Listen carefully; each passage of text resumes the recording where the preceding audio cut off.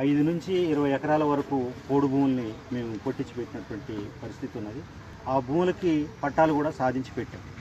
తర్వాత ఇప్పుడు ప్రస్తుతం ఈ ఏజెన్సీలో ఉన్నటువంటి భూములలో ఖనిజ సంపదల పేరుతోటి ఈ భూముల నుంచి కూడా ఈ ఆదివాసీ ప్రజలందరినీ కూడా గెంటివేయటం కోసం పాలకులు ఈరోజు బహుళజాతి కంపెనీలకు అప్పజెప్పేసి ఆ భూముల్ని ఈరోజు ప్రైవేట్ కంపెనీలకు అప్పజెప్పడానికి కుట్రలు చేస్తున్నారు.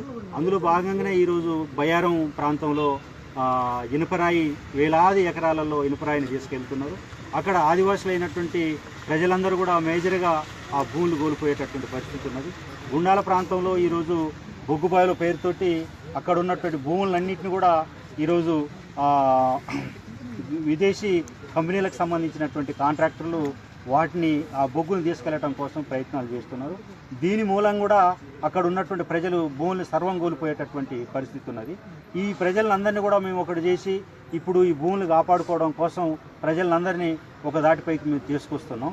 ఇలాంటి పరిస్థితుల్లోనే ప్రభుత్వం అంటే పేదల ప్రయోజనాలు కాకుండా ధనికులైనటువంటి పెద్ద పెద్ద కాంట్రాక్టులు బడా కాంట్రాక్టుల ప్రయోజనాల కోసం అక్కడ ఉన్నటువంటి ఆదివాసుల భూముల నుంచి ఆదివాసులను గెట్టివేయడానికి ప్రయత్నాలు చేస్తున్నారు. దానికి మేము ఆ ప్రజలకి అండగా ఉండి ఆ ప్రజల్ని ఉద్యమం చేయడానికి ఉద్యమాలలో నిలబెడుతున్నాం. అందుకు మమ్మల్ని ఆ ఉద్యమానికి నాయకత్వం వహించేటటువంటి మా నాయకత్వాన్ని అరెస్ట్ చేయడం కోసం ఈ మధ్యకాలంలో ప్రభుత్వం కుట్ర పన్నింది.